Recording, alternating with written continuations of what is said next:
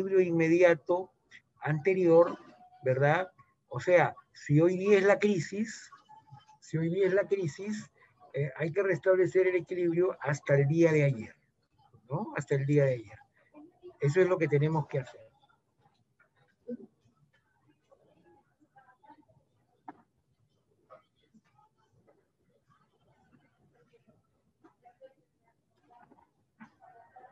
Entonces, nuestro trabajo se va a versar en eso, ¿no?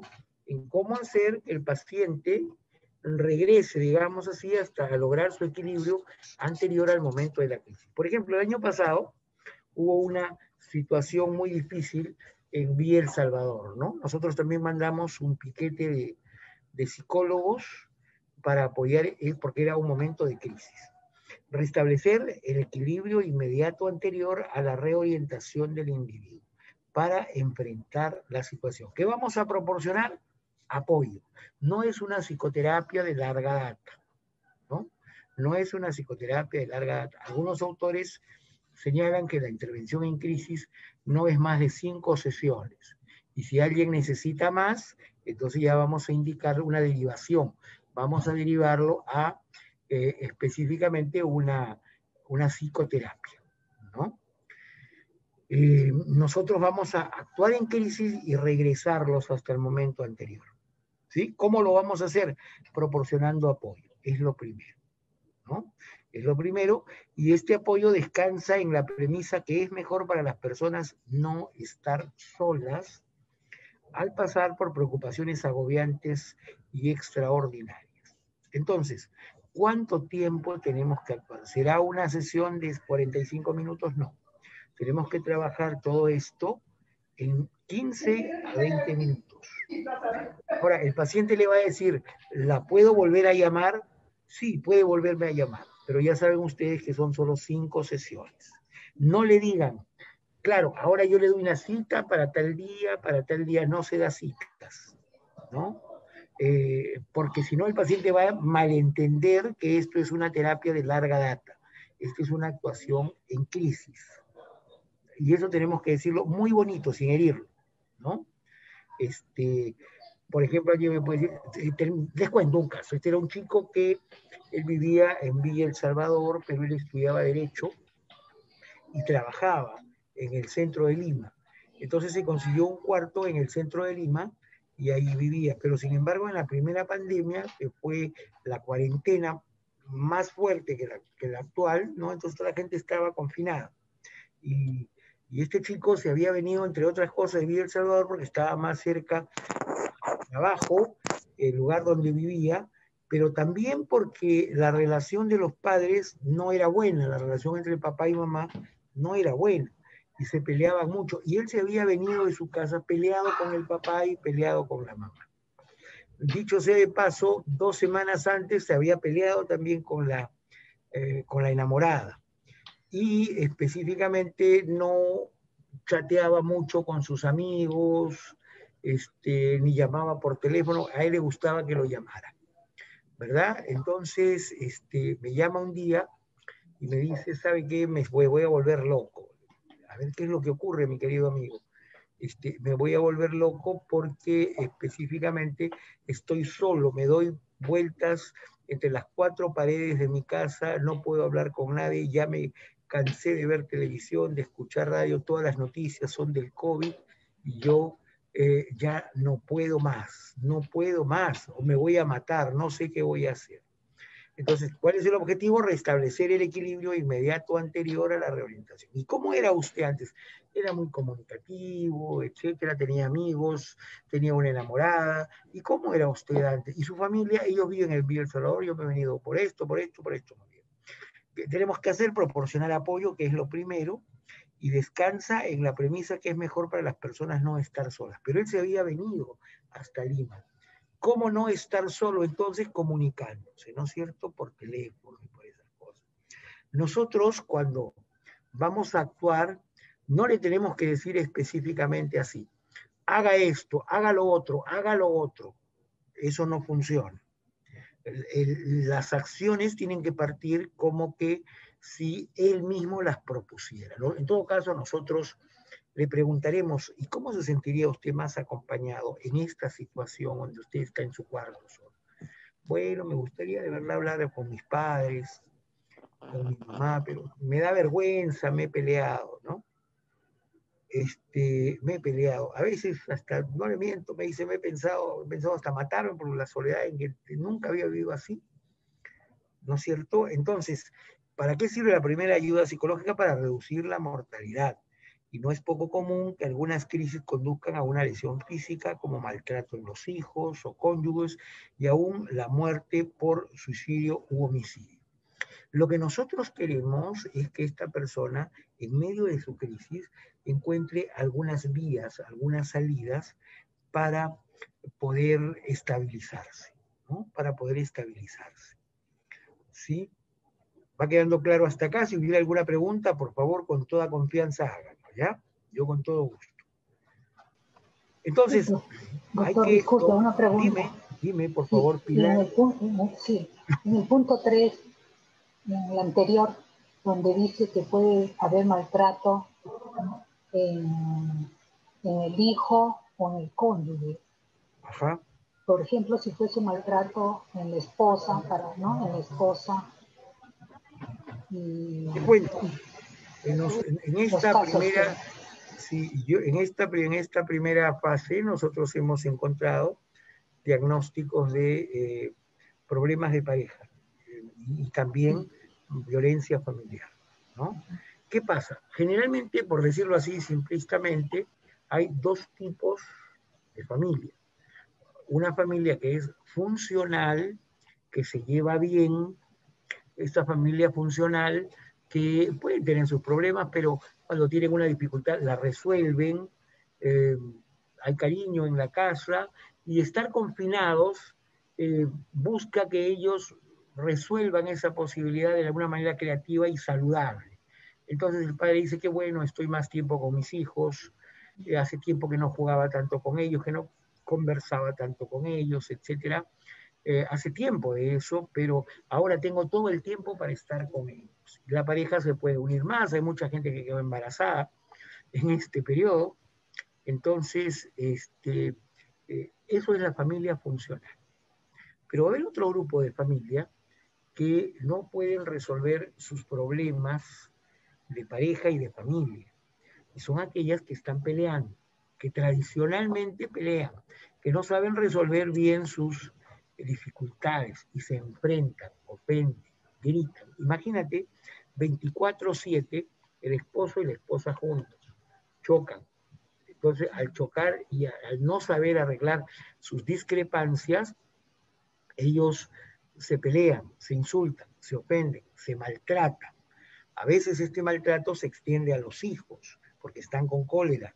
Y el problema es que cuando se extiende a los hijos puede haber violencia familiar, ya hay maltrato contra los hijos. Pero el otro problema es que específicamente las energías que ambos tienen para dedicarse a sus hijos se ven reducidas. Por ejemplo, si antes ella le dedicaba mucho tiempo a sus hijos para acariciarlos, dialogar con ellos, darles afecto, ahora ella está trampada en el problema con el esposo y llora, se pone triste, se desespera, y eso que le queda lo emplea.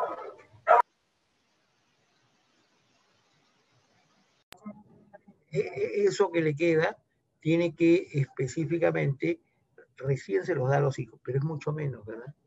El padre, por otro lado, generalmente los varones cuando tienen un problema se salen a la calle, pero ahora no pueden salir a la calle, se encierra en su cuarto, ¿no? Se encierra en su cuarto y se encierra, se pone a ver televisión, a leer, periódico, qué sé yo, y también disminuye el tiempo con los hijos, ¿no? Y están muy susceptibles y puede haber violencia. Entonces, ¿qué tenemos que hacer? Tomar medidas para reducir las posibilidades destructivas y controlar la situación, ¿no? Y controlar la situación. Y tenemos que servir como ayuda a mediano y largo plazo. Por ejemplo, esta es una señora que me llama por teléfono y me dice, mire, yo estoy pensando seriamente irme de mi casa o botarlo a mi esposo. ¿qué es lo que está ocurriendo, señora? Lo que pasa es que mi esposo no trabaja. Estábamos en la pandemia, en la cuarentena de la primera ola. No trabaja. Mire, nosotros somos comerciantes, ganamos del día a día y sabemos vender, pero ahora no hay dónde vender. Pero ya le dije a mi marido que pueda vender por internet, puede hacer cosas, pero no hace nada, parece que se ha congelado, parece que está triste, deprimido, no sé, pero yo lo veo poco hombre, cómo está sentado mirando al infinito y no hace nada, ¿no? ¿Y cómo hace usted para ayudarlo a que vuelva a su estado anterior, señora? Bueno, lo grito, ya no sé qué decirle, lo he insultado, hasta lo he cacheteado, reacciona, pues porque ¿sabe qué es lo peor?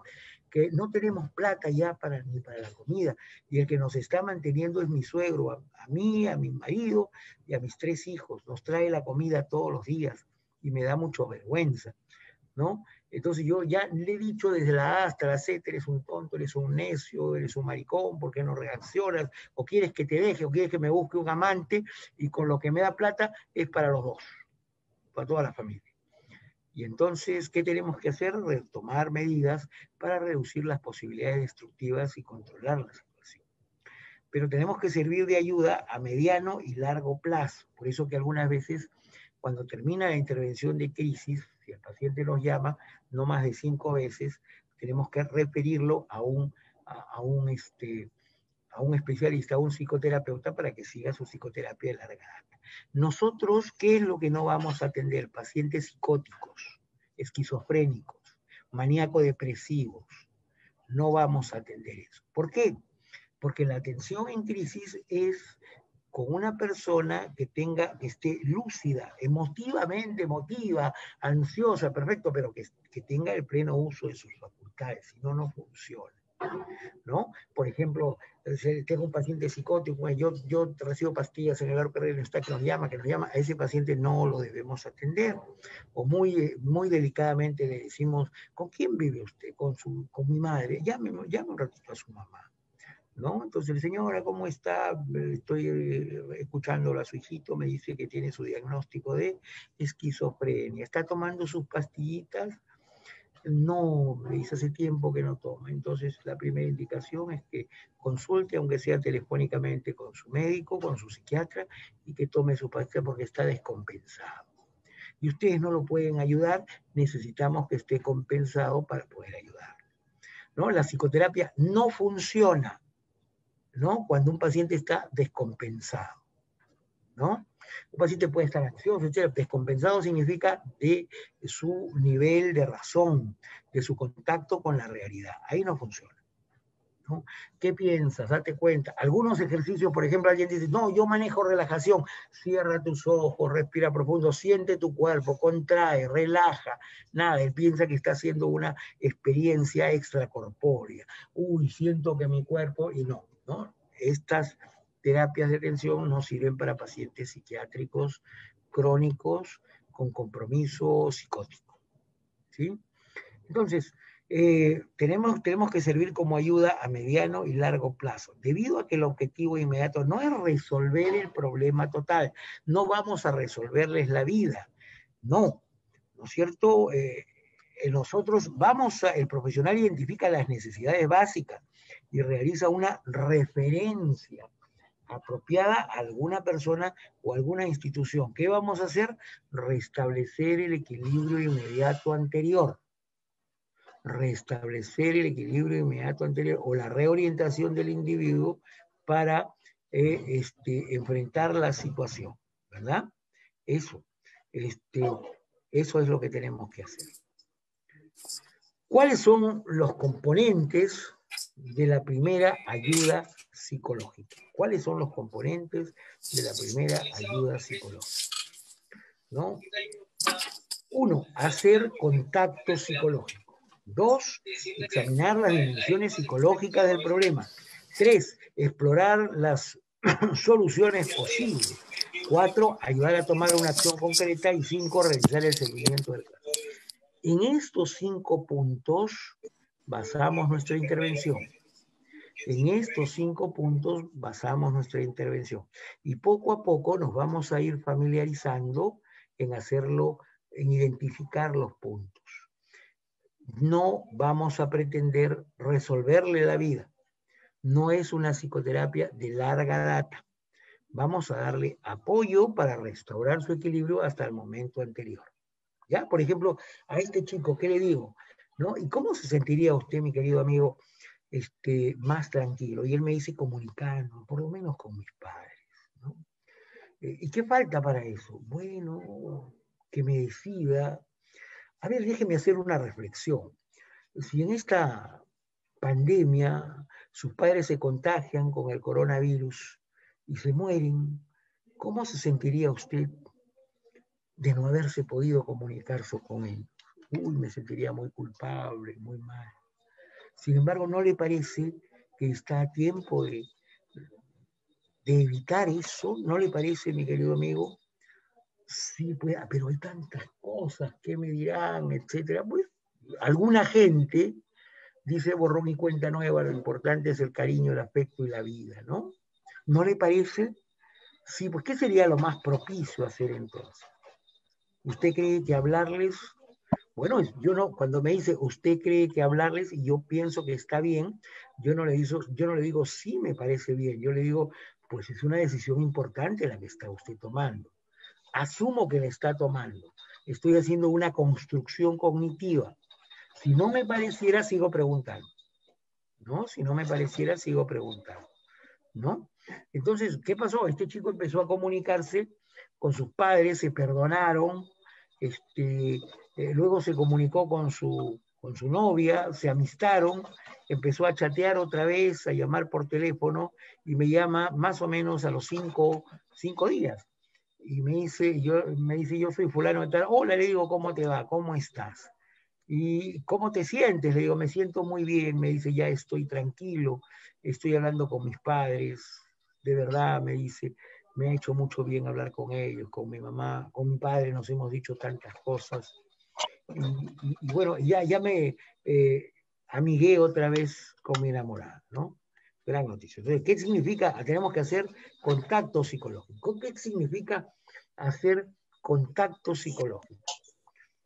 Es invitar al paciente a conversar, que pueda tener libertad para poder hablar, ¿no? Que pueda tener libertad para poder hablar, ¿no? Que pueda contarnos su problema, que tenga la confianza de hablar.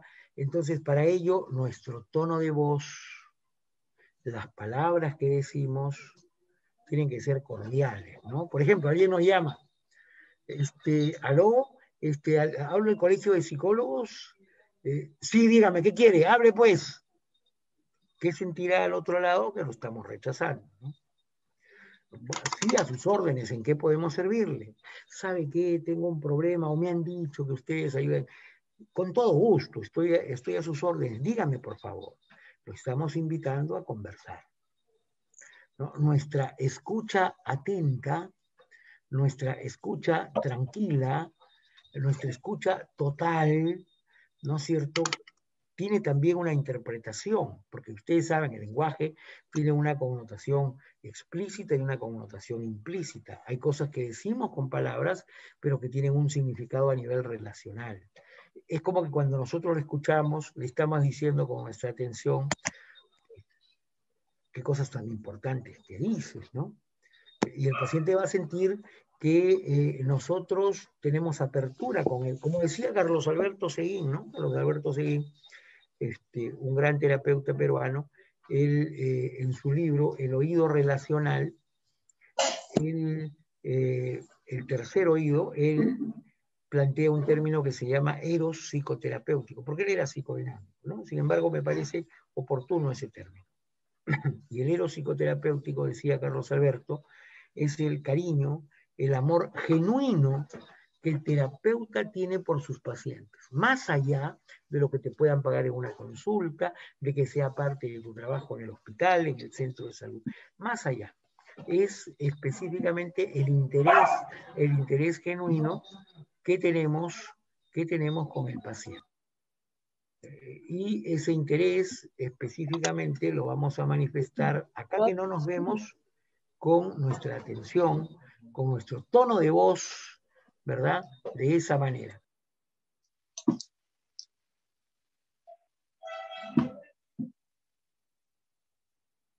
Entonces tenemos que estar atentos a lo que nos dice y a los sentimientos, ¿no?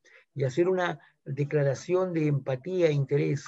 Alguien nos puede decir, por ejemplo, y mi madre ha muerto con COVID, mi padre está enfermo, ya no sé qué hacer, estoy muy desesperado. Entonces yo le digo, realmente sos una persona muy valiosa y valerosa, mi amigo. Yo no sé realmente qué haría en su lugar. Yo no sé qué haría en su lugar, ¿no? Entonces estoy declarando que lo valoro, ¿verdad? Estoy declarando que realmente me pongo en su lugar de él.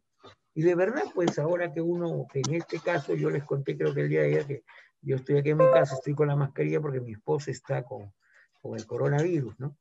Por más que de repente no sea tan fuerte, etcétera, tiene que estar siempre con algún nivel bajo de oxígeno, pero el malestar que sienten, la fiebre que les da como proceso, porque tiene que estar 14 días así, es increíblemente preocupante. Le dan una serie de medicinas, le afecta la gastritis, qué sé yo, y hay que estar atento de todo eso. Y es abrumante los temores, las cosas que se te pasan por la cabeza, los miedos, estar ahí y tienes que estar manejando la situación para no contagiarte, estar con la prevención del caso todo el tiempo, con tus hijos, con la gente que vive en tu casa, etcétera. Y entonces eso definitivamente es muy interesante, ¿no? Hay que ponernos en el lugar del paciente. Es una situación realmente muy difícil, ¿no? Entonces hay que hacer una declaración de empatía e interés. Yo muchas veces les digo, caramba, las cosas que usted me cuenta, y qué valiente que es usted, qué valeroso mejor, ¿no? Qué valeroso que es usted. Qué intención de resolver los hechos. Realmente yo no sé qué hubiera hecho en su lugar, pero valoro mucho su actitud, ¿no? Es como esta señora que me comentaba sobre su esposo, ¿no? Y yo le digo, ¿y qué estás haciendo? Bueno, lo grito, lo insulto, le digo, ya no sé qué hacer, ¿no? Hasta le he dicho que me voy a conseguir un amante para que me dé plata para los dos. ¿Y usted cree que eso le ha dado resultados? Bueno, sigue igual. Creo que ha empeorado las cosas, ¿no? Hay algo que se llama soluciones intentadas cuando nosotros tenemos una dificultad. Una dificultad se puede convertir en un problema cuando la dificultad no la logramos resolver, ¿verdad? Entonces, este problema específicamente, nosotros tratamos de resolverlo de muchas maneras. A esas maneras que nosotros tratamos de resolverlas se llaman soluciones intentadas. Pero a veces las soluciones intentadas no sirven. Y el problema más la solución intentada va formando una pauta patológica que nos entrampa, ¿no? Una pauta patológica que nos entrampa y nos hunde más en el problema. Y entonces yo le pregunto a la señora, ¿y esto, y usted ha resuelto el problema con ese actitud? No. ¿Qué opina de esto, de estas soluciones que usted ha intentado y no le ha funcionado? Bueno, no sé, tendré que buscar otra manera, lo gritaré más, claro. Sí.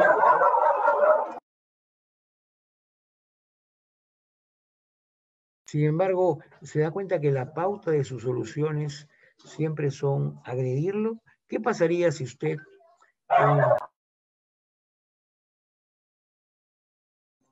¿qué pasaría si usted hace lo opuesto? ¿No? Porque ya intentó, según la pauta, de llamarle la atención, de decirle, y no funcionó. Seguir intentando lo mismo, en el mismo estilo, ¿sería saludable? No, doctor, creo que no sería saludable.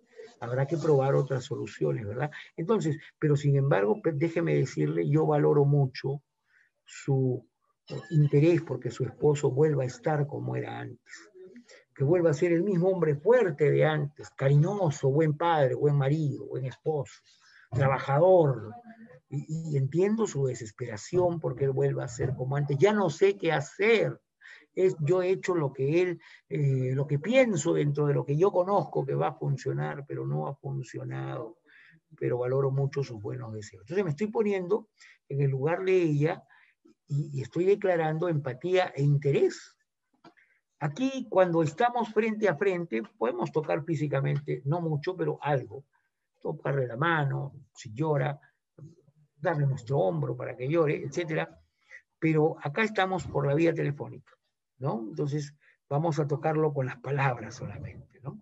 Entonces, ¿qué tenemos que hacer? Proporcionar control en una situación intensa como esta, ¿no? Y para eso tenemos que conocer algunas estrategias, algunas técnicas, por ejemplo, ¿no? Vamos a ir diciendo algunas. Por ejemplo, hay gente que está muy nerviosa. Una buena técnica es la respiración mediante, un ejercicio de relajación mediante la respiración, ¿no? Entonces, pero hay que tener cuidado cuando hacemos un ejercicio de respiración. ¿Qué no se hace? Hay gente que dice, por ejemplo,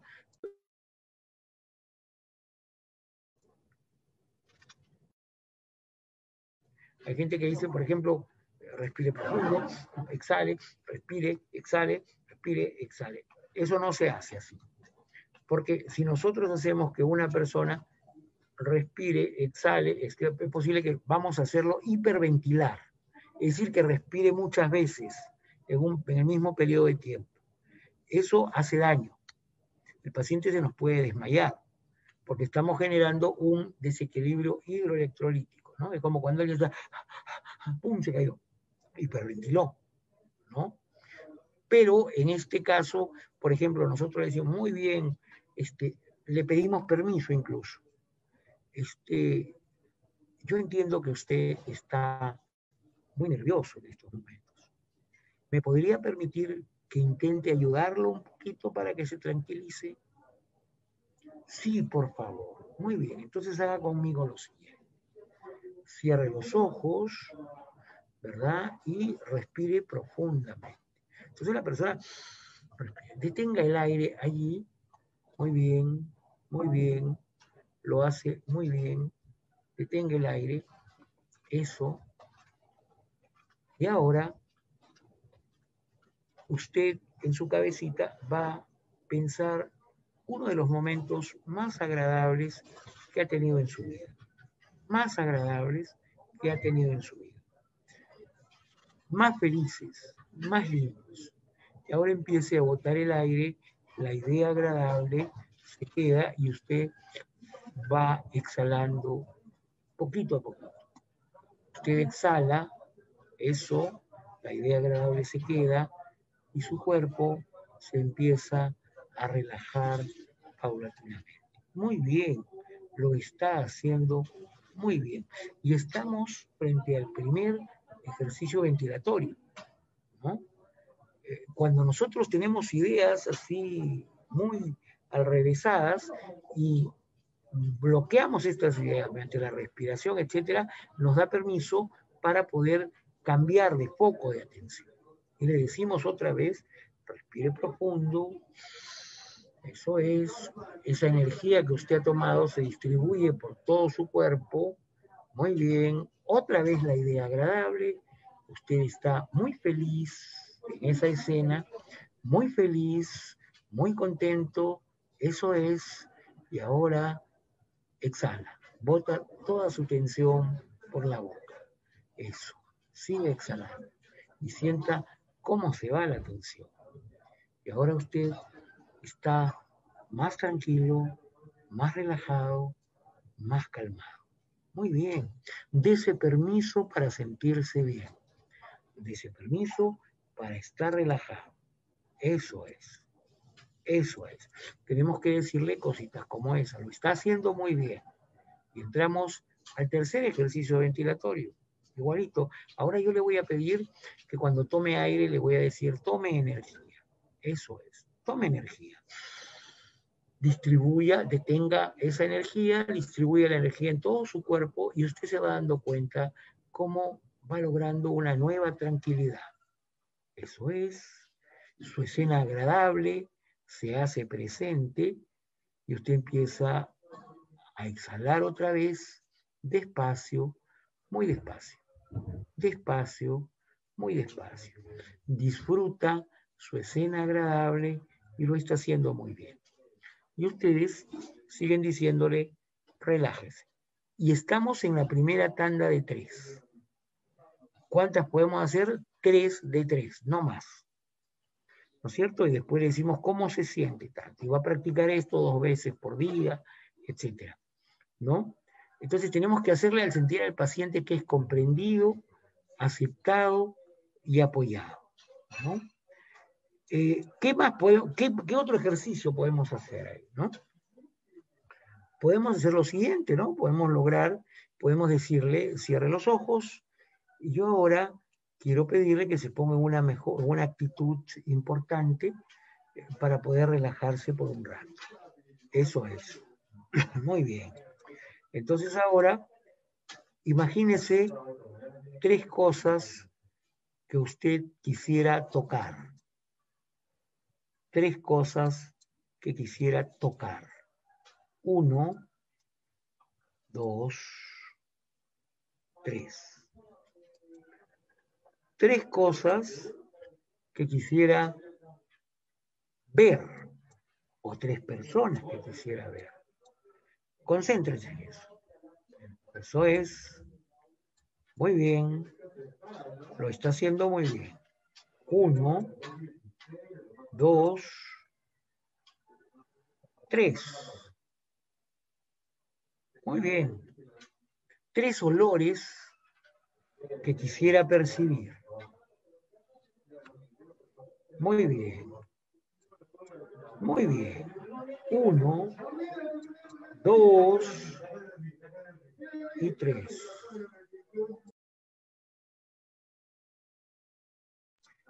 3 olores que quisiera percibir. Y nosotros luego le decimos 3 sabores que quisiera degustar. 3 sabores que quisiera degustar. Eso es. 1, 2, 3. Y finalmente le decimos 3 metas que usted quisiera conseguir. 1, disfrútelo, fíjese, disfrútelo. 2, fíjese, disfrútelo. 3. Cuando yo le diga, abra los ojos y respire profundamente. Estírese como si recién se estuviera levantando de la cama. Eso es, desperécese. Muy bien. Y seguimos trabajando, ¿no? Entonces, en este primer contacto psicológico, hacer sentir al paciente que es comprendido, aceptado y apoyado. Por ahí vamos diciendo algunas otras técnicas más. Y todo esto para reducir la angustia.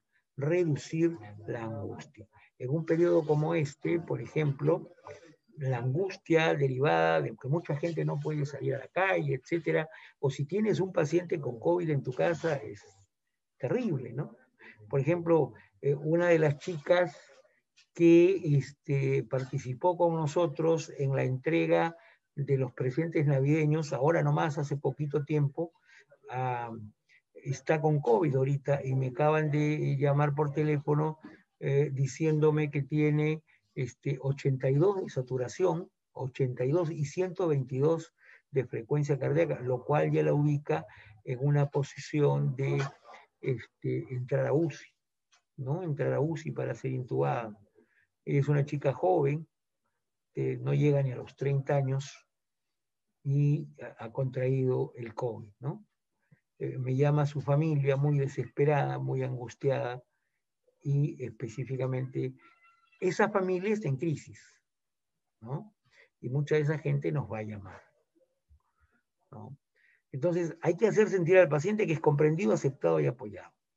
Hay que reducir la angustia y capacitar en la solución del problema. Entonces yo le digo a la señora, mire, le cuento un caso similar. Había una señora que estaba muy molesta con su esposo y lo insultaba, lo gritaba. y no consiguió ningún resultado. Es más, se peleaban más. Sin embargo, un día ella dijo, voy a tratarlo bonito. Fue, se acercó a él y le dijo, vamos a poner que se llame Juan. Juan, en primer lugar quiero que sepas que te amo mucho y que quiero que me disculpes si te he ofendido y te he asustado.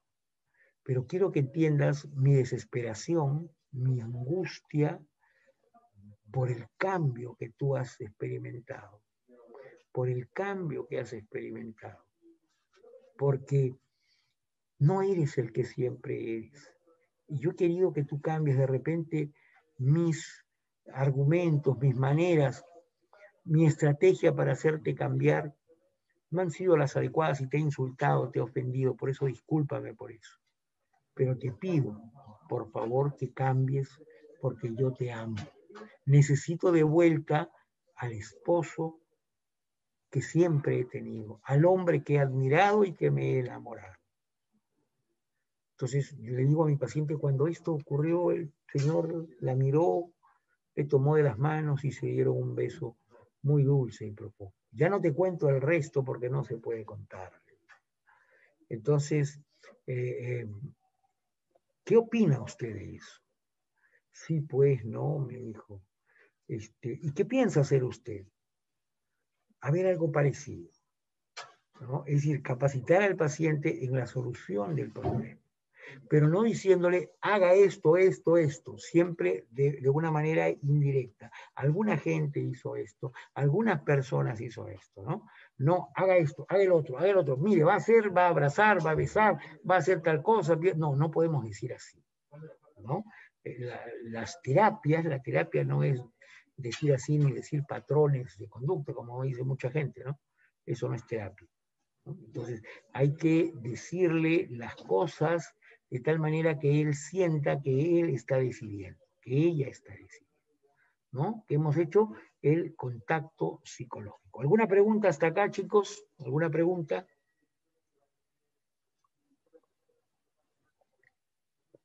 No, todo bien. Todo bien, muy bien. Una duda, Dime. Sí, ¿cómo está? Buenas tardes, doctor. Supongamos que al momento de la derivación, muchos de nosotros quizás estamos atendiendo de forma, terapéutica, ¿no? Y el paciente desea esto. Yo sé que eso puede sonar antiético, por eso quiero que me aclare cómo va ese detalle, cómo se puede manejar. Muy buena pregunta. Cuando tú haces la derivación, no le derives a tu consultorio, ni derives a un psicoterapeuta particular. Derívalo a una institución, ¿no? Por ejemplo, dices, en el Arco Herrera están atendiendo pacientes en terapia en forma online. Y puedes tener los teléfonos son estos. En el Hospital Noguchi están haciendo, en el Centro de Salud tal están haciendo, ¿no? Ahora hay varios centros de salud mental comunitaria y ahí hacen su agenda y le mandan los teléfonos, ¿no? Y siempre tenemos que derivar a esto. Cuidado, que por ejemplo ahí va a haber gente, y esto pasó la vez pasada, van a haber de repente psiquiatras, jóvenes de repente, que les van a hablar con ustedes, pero pon mi nombre allí, le dice, solamente les cobro 30 soles la consulta, ¿no? Pero pon mi nombre.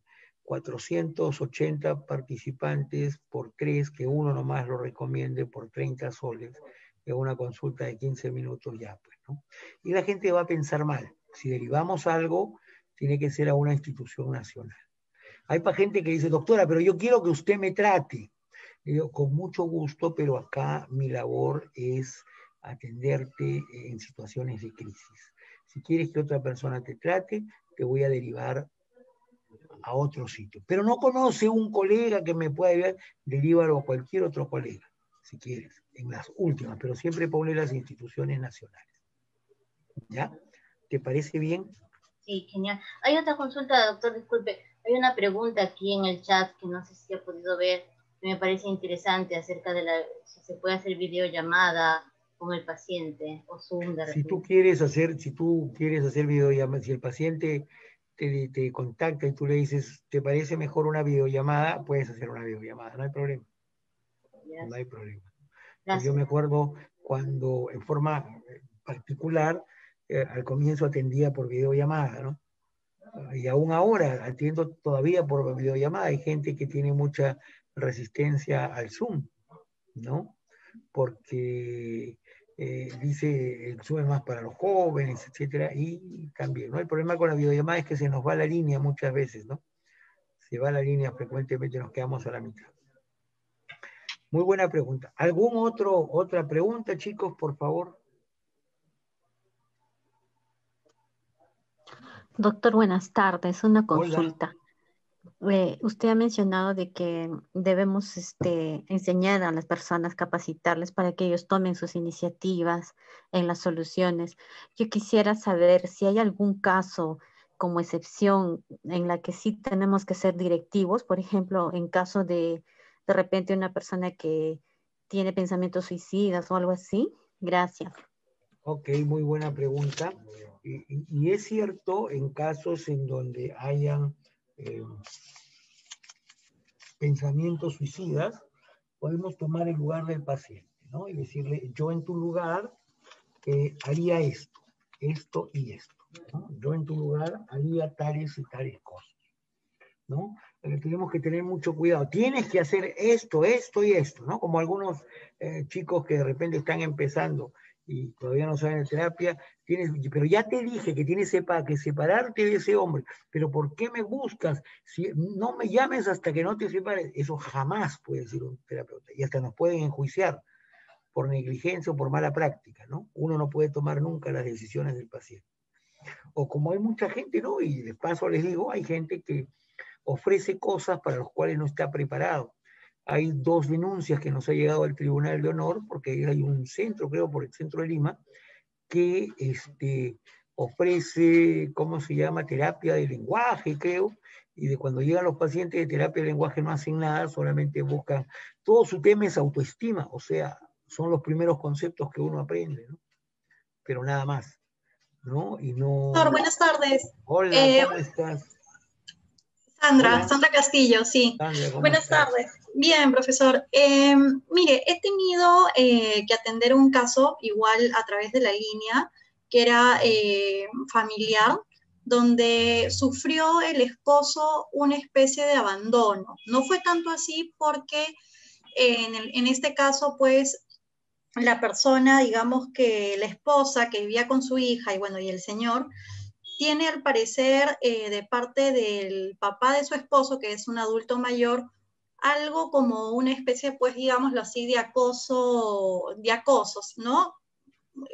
Digamos que con palabras ya le hacía insinuaciones, y entonces la persona, por un tema de la pandemia, es que, bueno, parece que estarían radicando ahí en el hogar. Y bueno, la esposa ya no toleró más, ella era de otra O provincia. sea, el suegro acosa a su nuera. Sí, acosa a su nuera, ¿no? Y entonces, pero eso se dio de manera muy puntual, muy pocas veces también, pero ¿qué sucede ahí? Que la esposa, hubo un momento donde ya la hija escuchó también, ¿no? Esa insinuación, y entonces el esposo también se enteró y le dijo, ¿por qué no me has avisado? Y bueno, finalmente la esposa no quería molestarte, no quería que pudiera esto llegar a un tema mayor, ¿no? Por ese motivo no lo hice. Y ella, como es de otra provincia, finalmente en algún momento habló con su esposo y le dijo, yo creo que en realidad me quiero ir, ¿no? Me quiero ir, todo. Y el esposo, como estaba, espérame, ya vamos a comprar un departamento, una casa, vamos a ver.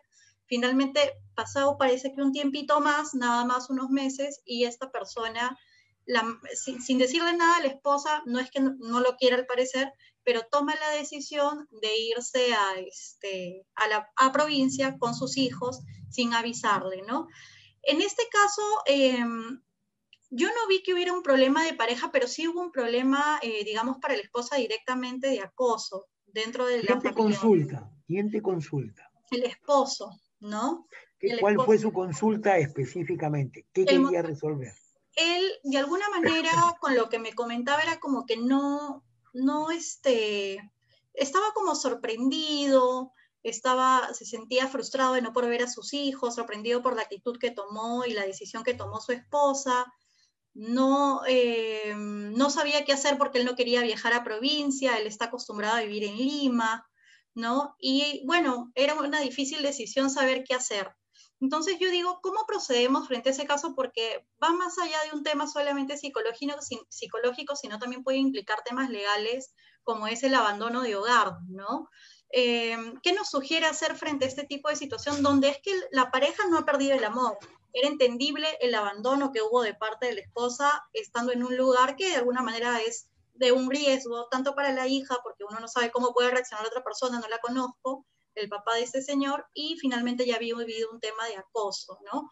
Pero donde ella no tomó ningún asunto legal, pero sí decidió mejor irse a otra provincia, ni siquiera Lima, sino en plena pandemia, optó por irse con su familia. ¿Cómo podemos actuar en ese caso?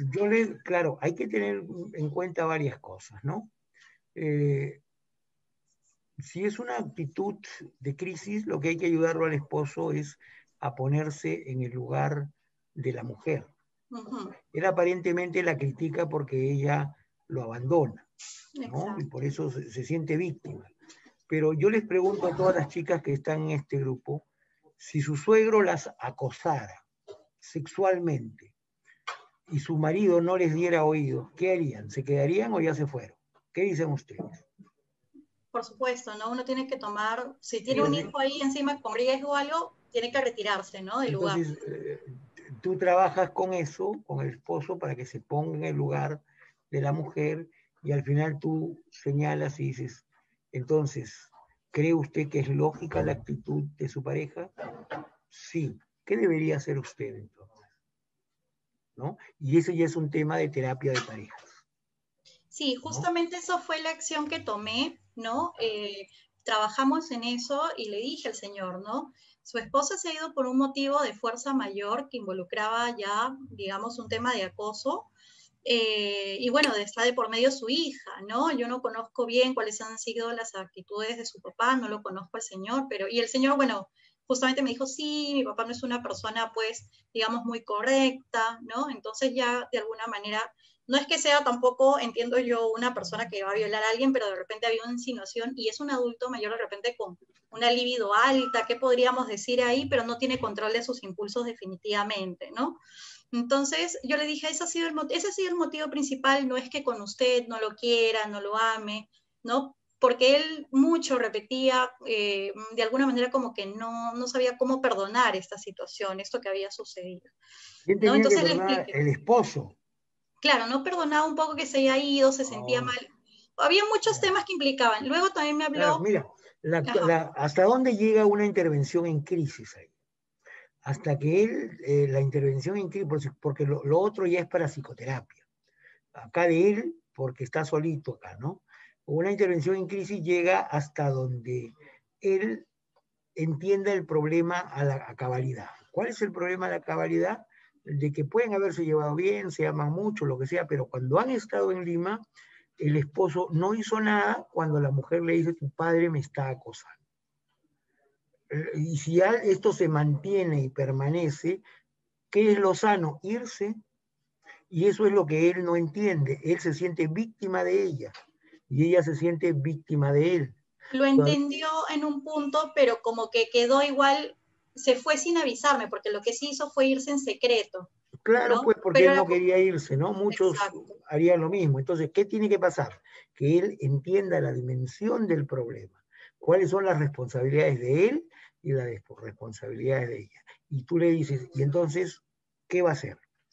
Cuando él se dé cuenta que él como esposo es grandemente responsable por no protegerla a la mujer, entonces la cuestión va a ser diferente, que él no tiene nada que perdonar, al contrario, ella tiene que perdonarle a él porque él negligentemente no la protegió, aun cuando él le dice tu padre me está acosando, ¿no?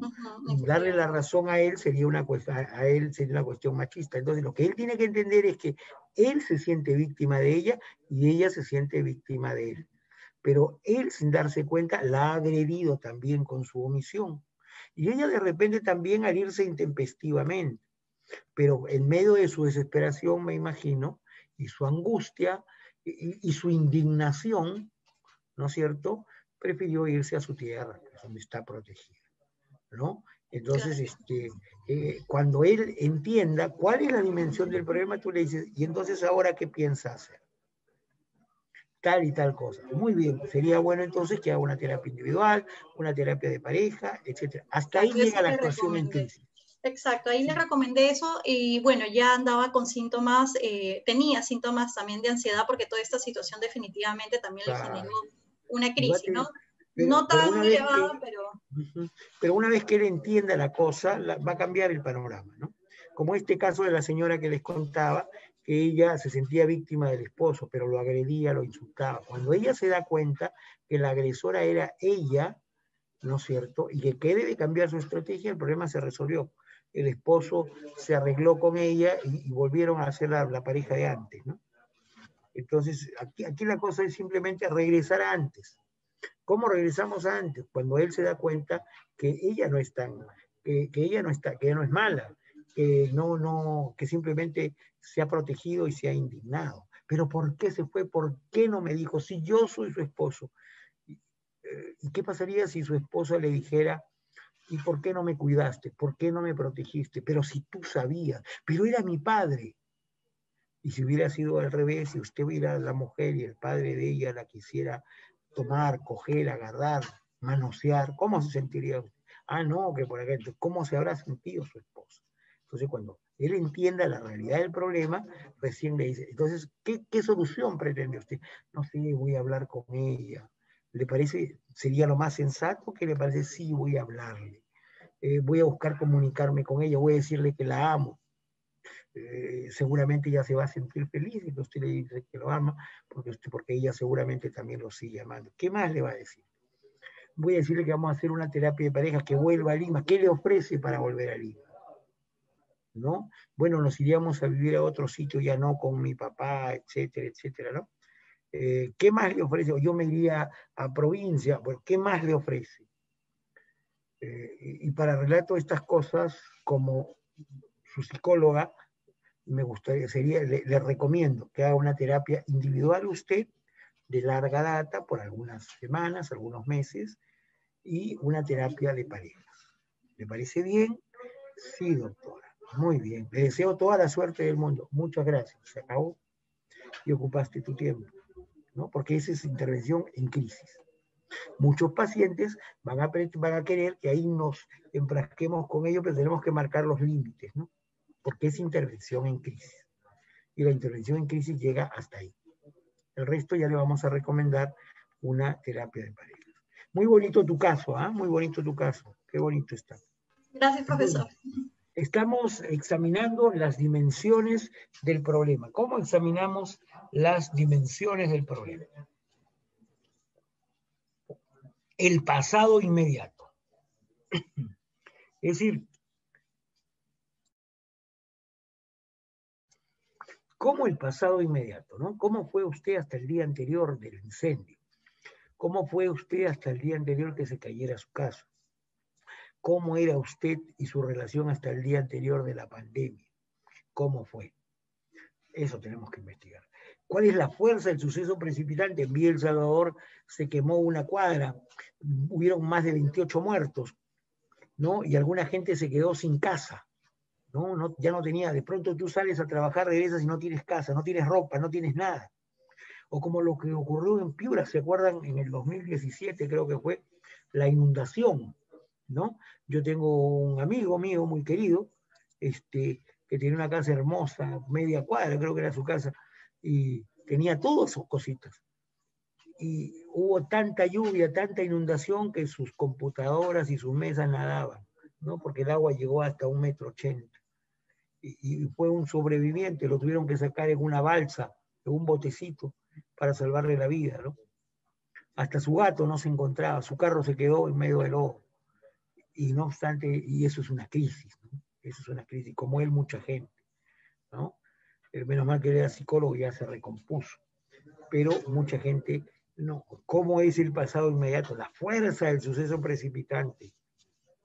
Se murió tu papá, se murió tu mamá, y ahora, ¿no? Te quedaste sin trabajo. Antes trabajabas en tu tienda, pero la tienda ya no puede abrir. Antes tenías tu restaurante. ¿Cuántos restaurantes han quebrado? Si ustedes se dan una vuelta por Larco, ¿cuántos negocios han quebrado? Si se dan una vuelta por el centro de Lima, ¿no? Paséense por donde eran las galerías, muchas tiendas están cerradas, todo el mundo dice se alquila, ¿y quién alquila en estos tiempos? Más bien dejan oficinas, ¿no?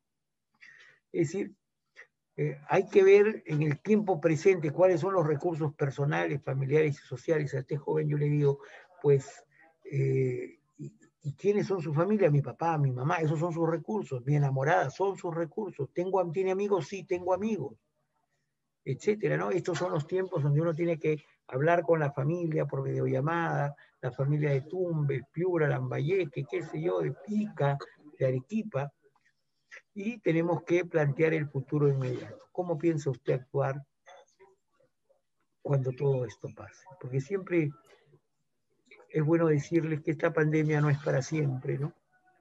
Porque después de la peor tormenta siempre viene la calma. Y después de la noche siempre viene el día. Y si entraste a una cueva, la cueva tiene salida. Y que aunque estés en ese laberinto de problemas, en esa oscuridad, y si hubo una entrada, hay una salida. Tienes que seguir buscando la luz al final del túnel. Pero lo ideal es que cuando lleguemos a la luz, cuando pare la tormenta, cuando llegue la calma, como ahora están llegando las vacunas, todos nosotros salgamos lo menos dañados posibles. La familia lo más completa posible, ¿no? Nadie sabe lo que puede pasar, ¿no? Cualquiera se puede infectar en un descuido, ¿no? Pero tenemos que tomar decisiones inminentes para este día, para los próximos días, para las próximas semanas. Y tenemos que examinar las dimensiones del problema del sujeto, del paciente que nos ocupa, el paciente que nos está consultando. ¿Cuáles son los objetivos entonces? Trabajar sus necesidades inmediatas y sus necesidades postergables. Preguntas hasta acá, chicos, comentarios, aportes, su experiencia.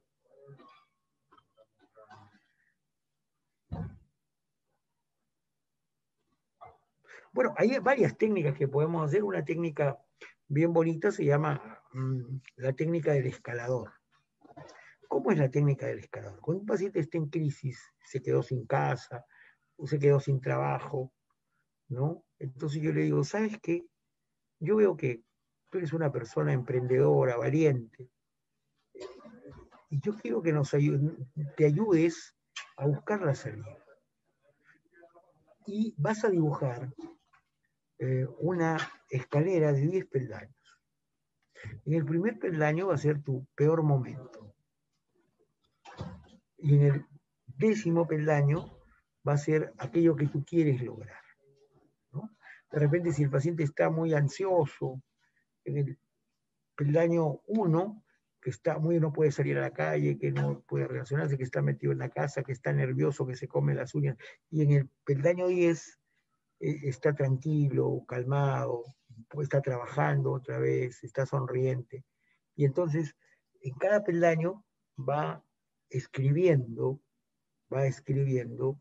todos los puntos camino a su logro que quiere lograr. Entonces, ¿qué estamos haciendo?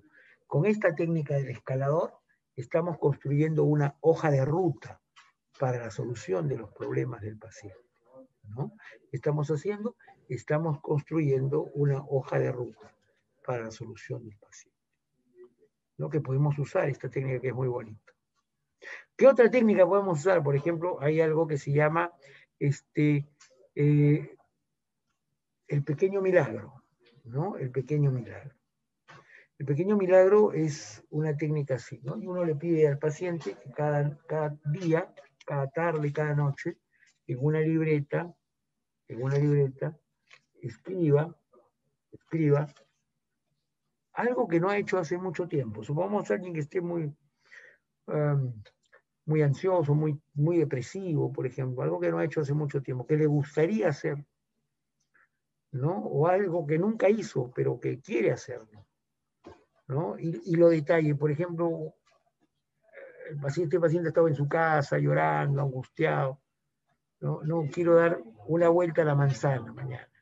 Entonces me levantaré, me asearé y daré una vuelta a la manzana de donde vivo, saludaré a la gente que conozco, bien protegido con mascarilla, por supuesto, pero daré una vuelta a la manzana. Y eso lo escribo, ¿no? Lo escribo. Y en mi próxima sesión lo cuento a mi terapeuta. Mañana voy a caminar una cuadra hacia adelante. Al siguiente día voy a caminar 5 cuadras y llegaré al centro comercial, y después me regreso. Al siguiente día ingreso al centro comercial, ¿no? Es decir, ¿qué estoy haciendo? Estoy haciendo que él escriba sus pequeños milagros, aquellas cosas que hacía antes, o que nunca ha hecho, pero que le gustaría hacer y que forman parte de su normalidad. ¿Cómo se llama esa técnica? El pequeño milagro. ¿Ya? ¿Va quedando claro hasta acá? Hay otra técnica bien bonita que se llama el diario de a bordo. El diario de a bordo. Entonces, hay veces en que las personas tienen mucha ansiedad o están muy tristes, o tienen fobias, etcétera. Entonces, cuando no pueden manejar mucho su ansiedad, yo le digo, mira, ve, yo quiero ayudarte, pero necesito saber cómo son tus emociones y tus pensamientos en el momento en que estás ansioso, que estás asustado, que estás fóbico, etcétera. Entonces, yo te voy a pedir que en esta libreta o en una hoja tú escribas cada vez que estés ansioso. Por ejemplo, estoy ansioso, estoy angustiado, no sé qué hacer, mi cuerpo se escarapela, estoy muy tenso, quisiera gritar, no sé, me desespero, ya no puedo más. Todo eso que lo escriba. ¿Ya? Todo eso que lo escriba. Entonces yo le digo, yo quiero que tú me brindes en ese papel algo así como una foto de ese momento en donde estás ansioso. No antes, no después, en ese momento. ¿Ya? Entonces, cada vez que estés ansioso, escribes en la libreta, pero con detalle, cómo te sientes. Lo que yo estoy haciendo es conectando un drenaje entre su cabecita, ¿no? Entre sus emociones y la libreta. De tal manera que esa emoción ya no se va a descargar en el cuerpo, sino se va a descargar en la libreta y empieza a hacer catarsis. ¿Ya? ¿Va quedando claro hasta ahí? ¿Sí? ¿Quieren más técnicas? Otra técnica. La pregunta del milagro, ¿no? Una técnica muy bonita, la pregunta del milagro. ¿Cómo es la pregunta del milagro? Entonces yo le digo a mi paciente, imagínate que todo esto, toda esta pandemia, ya pasó. Otra vez estamos en la calle, sin mascarilla, nos podemos abrazar, nos podemos dar la mano, ¿verdad? Y ya no es necesario lavarse las manos a cada rato. ¿Cómo te sentirías? Uy, me sentiría bien, fabuloso, pues sería la libertad, otra vez con confianza salir a la calle. Y sin embargo, para que tú hayas podido llegar a ese momento de estar otra vez libre, ¿qué has tenido que hacer? Bueno, pues ser muy estricto en mi lavado de manos, ser muy estricto en el uso de la mascarilla, ser muy estricto en el uso de la distancia social, andar con mi alcohol por todos lados, etcétera, y tener mucho cuidado, mucha precaución, no ir a fiestas, evitar reuniones, no salir mucho a la calle, ¿no es cierto? Entonces, ¿yo qué estoy haciendo? Lo transporto cognitivamente hacia el futuro, ¿no? Lo transporto cognitivamente hacia el futuro, ¿verdad? A la época donde ya todo terminó y le digo después, ¿qué hiciste? ¿Qué más hiciste? O sea, para que él se dé cuenta qué tiene que hacer para resolver este problema, ¿no? Entonces, examinar las soluciones. ¿Alguna pregunta, chicos, hasta acá? Por favor, comentarios, aportes.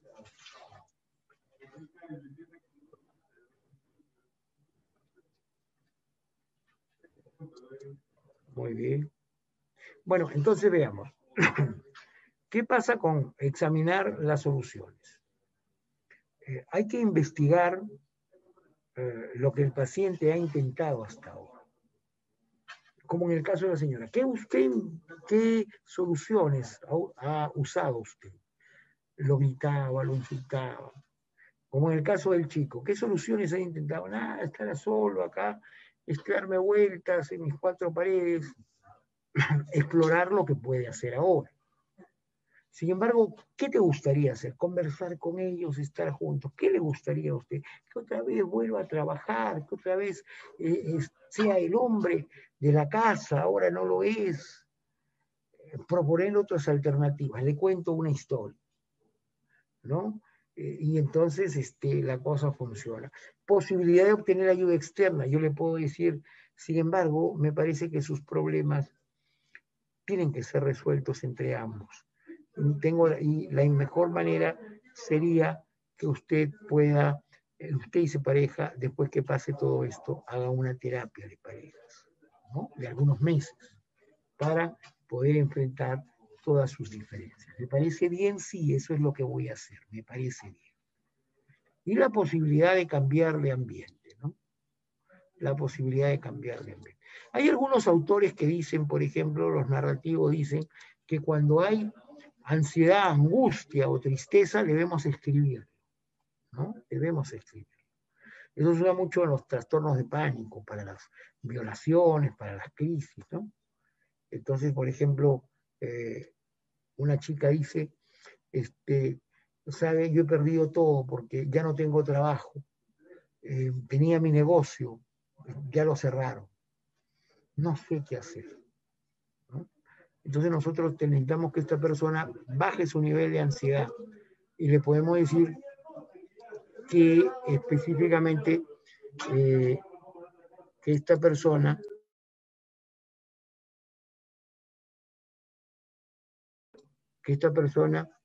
escriba primero cómo fue sus momentos más brillantes de su negocio, cómo fue. Todos los días escribe una carta para eso y en la próxima reunión me las trae, ¿no? Eso se llama las cartas terapéuticas, ¿no? Después la mandamos a escribir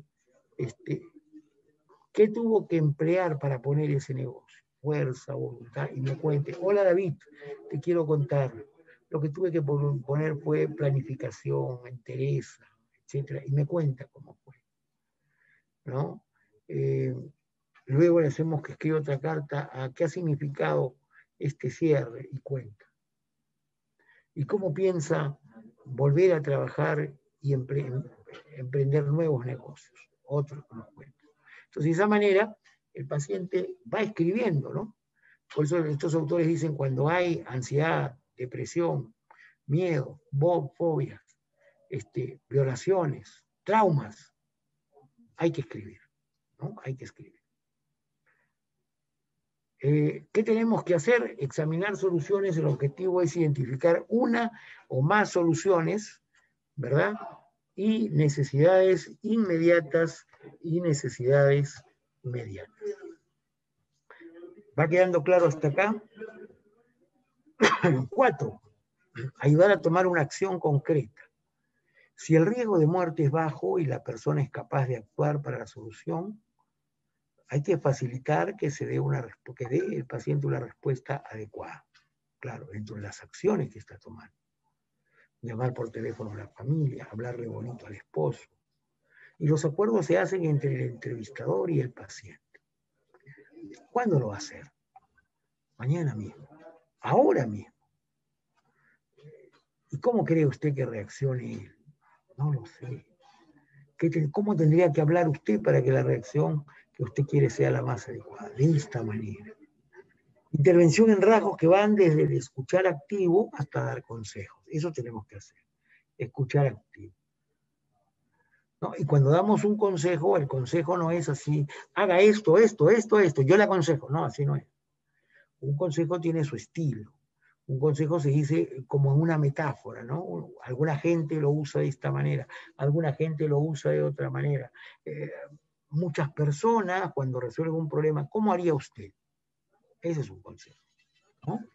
Si el riesgo de muerte es alto, entonces se puede solicitar actuar en su lugar de manera temporal, ¿no? ¿Me permite usted que le pueda sugerir algo? ¿Me permite usted? ¿No? Los acuerdos pueden incluir a la familia y otros recursos de la red social del paciente. El rango de acciones van desde la intervención directa hasta el control de la situación. ¿Cuál es el objetivo? Implementar soluciones inmediatas para necesidades inmediatas. Por ejemplo, si el riesgo de muerte es alto, decirle, comuníqueme con un familiar, ¿no? Y le contamos que nos dé un teléfono, etcétera, para poder informar. Seguimiento, ese es el último punto, ¿no? Nosotros con usted vamos a tratar de hacer un seguimiento. Hay una ficha para entrega de datos. Le pedimos, por favor, que la ficha siempre la entreguen cada mes, porque esa ficha sirve para ulteriores investigaciones, para poder clasificar, etcétera, y envíen todos sus informes, ¿no? Todo lo que estamos haciendo. Acciones. Explorar posibles vías para realizar el seguimiento. Esto es muy interesante, para saber si nos dio resultado o no. Todo lo que hacemos tenemos que poner siempre indicadores, saber si lo hicimos bien o no lo hicimos bien. Establecer un contrato para el seguimiento. No siempre aquí es posible, ¿no? Objetivos, asegurar la retroalimentación de los 3 objetivos de la primera ayuda psicológica: apoyo recibido, mortalidad reducida y enlace con otros recursos. Muy bien. Preguntas hasta acá, chicos, por favor. Preguntas, comentarios, aportes.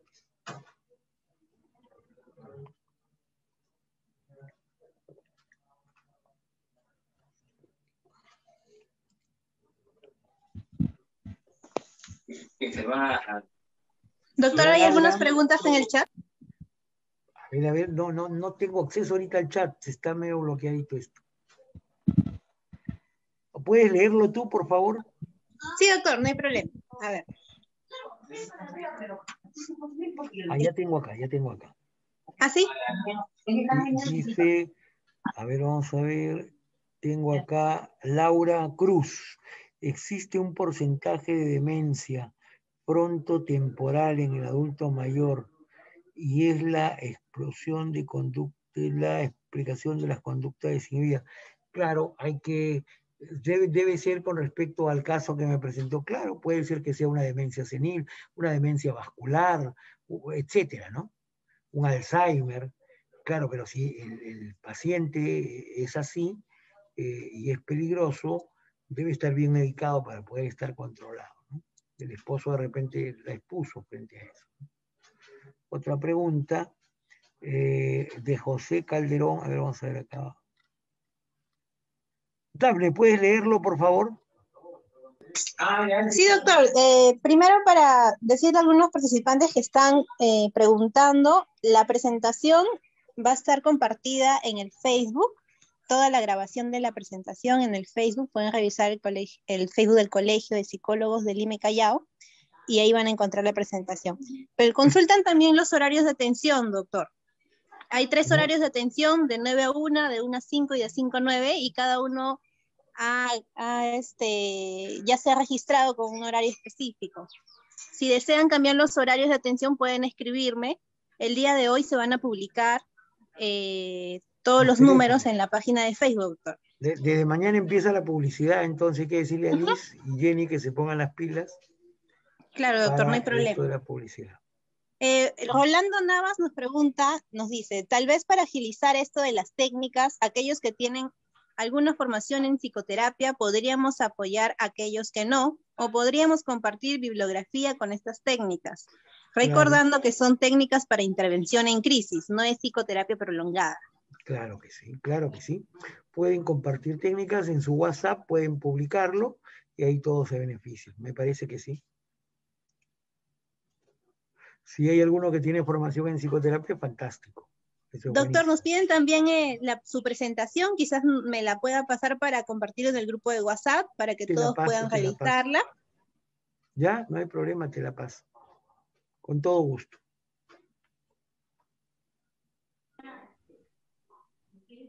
A ver, vamos a ver una pregunta más.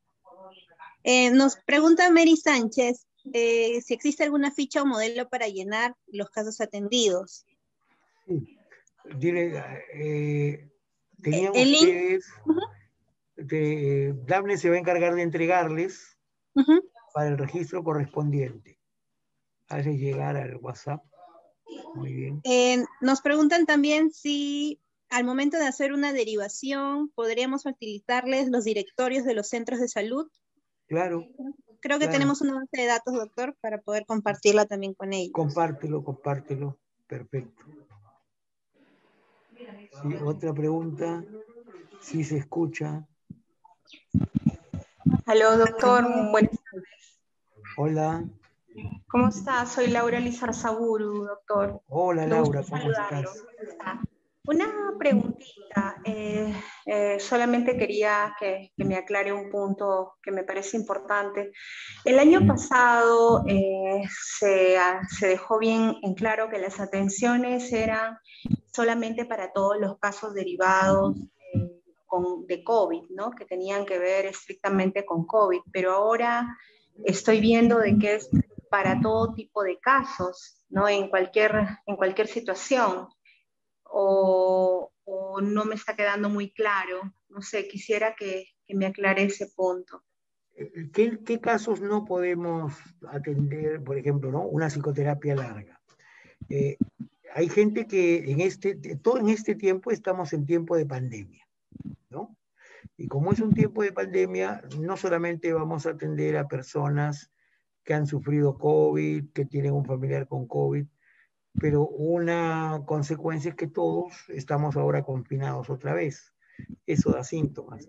Que hay problemas de pareja, por ejemplo, motivado por el confinamiento, también eso vamos a atender. O sea, no hay problema porque estamos en este tiempo de pandemia. Claro, o sea, porque el año pasado hemos atendido todo lo que estaba vinculado a COVID, ¿no? Desde sus diferentes ángulos, digamos, ¿no? Pero ahora, porque por ejemplo a mí me venían casos, no sé, pues de personas que tenían algún tipo de problema, pero que no estaba vinculado precisamente a la pandemia, ¿no? Sino eran casos de atenciones que ya tenían desde hace mucho tiempo, ¿no? Y entonces como que querían que se les haga la atención, ¿no? La terapia. Entonces, en ese caso, con mucha delicadeza, con mucho cuidado, ¿no es cierto? Uno los escucha porque ya nos llamaron, ¿no? Lógico, claro. Uno los escucha, no los podemos rechazar ahí, y le decimos, sí, pues yo concuerdo con usted, ¿no? Y la indicación sería que usted continúe su psicoterapia o continúe su tratamiento. Entonces usted podrá resolver todos esos problemas que usted está diciendo. Muchas gracias, muy amable por llamar. Vuelva a ver a su psicólogo, a su terapeuta. Punto, se acabó. Los escuchamos y los derivamos inmediatamente. Gracias. Ok, muy buena pregunta, Laura. ¿Alguna pregunta más acá? A ver, se escucha bien, muchas gracias.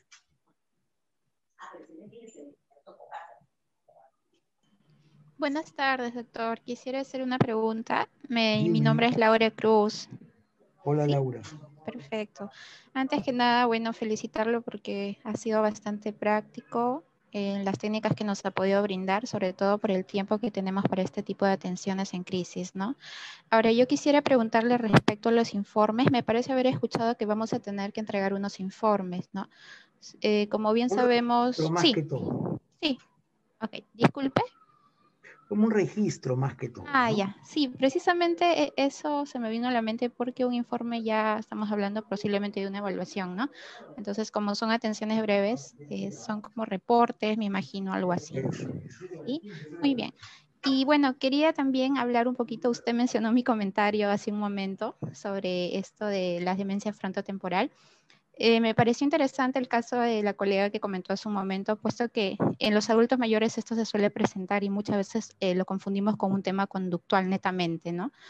Pero más que nada sería importante también tener en cuenta la edad de la persona, ¿no? En este caso de la persona que estaba realizando el acoso hacia esta señora, ¿no? Entonces podemos estar hablando también de un tema ya netamente orgánico en ese caso. Por eso es bueno, esto ya son temas un poco más prolongados, ¿no? No tanto de atenciones breves como es la que estamos hablando el día de hoy. Eso sería todo. Gracias. Ok, muy bien. Profesor, en relación del caso, justo por eso hice la acotación de que ahondé un poco con la persona que había llamado, pues que había llamado, se había comunicado conmigo y le consulté un poco sobre el comportamiento, un poco la historia del papá. No ahondamos mucho, pero algo, y definitivamente pues parece que es una persona, él me dice como que no tiene mucha moral, ¿no? O sea, no es algo relacionado a la edad, sino parece ya un poco relacionado o a la personalidad o a algún tema ético de una persona, ¿no? Me parece que obviamente habría que ahondar mucho más, pero podrían haber esos indicios. No ahondamos más porque no era el principal motivo de la comunicación, sino atender al paciente que estaba un poco ansioso porque, bueno, la esposa, él se había sentido, digamos, abandonado por parte de la esposa, ¿no? Pero obviamente había una situación de fuerza mayor que era totalmente comprensible. Claro que sí. Muy bien. ¿Otro comentario? Doctor, disculpe, para aclarar el tema de los informes, como usted dice, es un registro, más que todo lo llevamos para saber, para tener unas estadísticas aproximadas de los diagnósticos presuntivos, ¿no? No son diagnósticos finales, porque van a ser 1, 2, 3 atenciones máximo, pero es para saber los diagnósticos presuntivos, más o menos para calcular qué es lo que padece la mayoría, ¿no? Estrés, ansiedad. Entonces, en el link que voy a enviar por el grupo de WhatsApp, va a estar ahí para registrar el sexo de la persona, en caso se los quieran dar, ¿no? Tampoco es que lo vamos a exigir, ¿no? Sexo de la persona, la edad, a veces dan su nombre, el grado de instrucción de la persona, y bueno, el motivo de la consulta y el diagnóstico presuntivo. Muy bien. Lo importante es que esté sexo, edad, ¿cómo se llama? Sexo, edad, pueden poner también grado de instrucción, pueden poner allí en qué trabaja y su diagnóstico, ¿no? Porque ahí podemos hacer o contrastar todos los diagnósticos, llamar a un paciente de tal edad, con ansiedad, los pacientes de ansiedad correspondían a tal grupo etario, sexo, nivel cultural, eso, ¿no? Grado de instrucción siempre es bueno poner ahí unas cuantas variables nomás para poder... También hay para ver de qué distrito llaman, ¿no? En caso se identifiquen, ¿no? Claro, muy bien. Otra pregunta, chicos.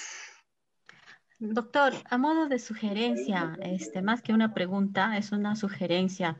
De repente podamos reunirnos cada cierto tiempo, todo este grupo, juntamente con su persona, para ir compartiendo las experiencias o dar aportes. Creo que eso sería importante. No sé si le parece. Gracias. Sí, está bonito, está bonito, está bonito. Sí, podemos reunirnos cada cierto tiempo para ir aportando, ¿no? Un día puedo dirigir yo, otro día puede dirigir cualquiera de los miembros del consejo, el doctor Ballena, otro día puede estar con el doctor Rosenthal, que está acá también, es todo un libro el doctor Rosenthal, ¿no? Entonces cualquiera de nosotros puede estar manejando. O el doctor Arámbulo, ¿no? Manuel Arámbulo. Arámbulo tiene que presionar un botoncito y empieza a hablar de lo que ustedes quieran, sabe mucho ese señor. Tiene 7 formaciones psicoterapéuticas, ¿no? Completadas. Sí, me parece muy bien, me parece muy bien. Y una cosa que yo les invito a hacer es que algunas, por ejemplo, queremos una reunión grupal con alguno de los miembros, ahí lo puedan en el WhatsApp. Entonces, si alguno de nosotros no lo ve Dafne, que está pendiente de eso, ya nos avisa, ¿no? Me parece muy bien. Gracias, doctor. Gracias a ti. Muy bien, chicos, entonces ha sido muy grato tener esta primera reunión. Mañana va a estar el doctor Rafael Ballena con técnicas de la terapia breve centrada en soluciones, en intervenciones en crisis. ¿Ya? Gracias, que todo vaya bien, cuídense mucho. Nos vemos entonces, hasta la próxima. Gracias, doctor, muchas gracias.